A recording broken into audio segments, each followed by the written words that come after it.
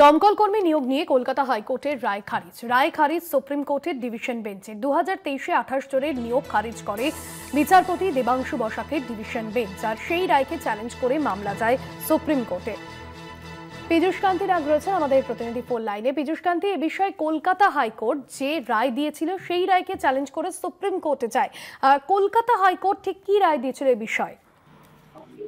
দেখো, দমকল কর্মী নিয়োগ দিয়ে কলকাতা হাইকোর্টের রায় খারিজ হলো। বিচারপতি দেবাংশু বসাক এবং বিচারপতি এ মাহেশ্বরী বলেছিলেন যে 2019 সালে রাজ্য জুড়ে যে অক্সিলারি ফায়ার অপারেটর পদে প্রায় 3000 কর্মী নিয়োগ করা হয় এবং জেলা ভিত্তিক নিয়োগ প্রক্রিয়া সম্পূর্ণ হয়। এই নিয়োগ প্রক্রিয়াকে চ্যালেঞ্জ করে প্রথমে স্ট্যাটে মামলা হয়, স্টেট অ্যাডমিনিস্ট্রেটিভ ট্রাইব্যুনালে মামলা হয় এবং তারপরে সেই মামলা করায় কলকাতা হাইকোর্টে।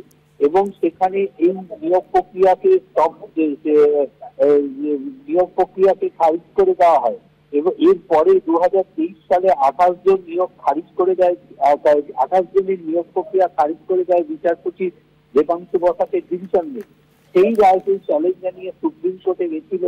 সুপ্রিম কোর্টে যাওয়া হয় এবং সেই সুপ্রিম কোর্টে সেই রায়কে কলকাতা হাইকোর্টে যে এই যে 2023 সালে 28 জনের নিয়োগ খারিজ করে দিয়েছিল, সেই রায়কে খারিজ করে দিল সুপ্রিম কোর্ট।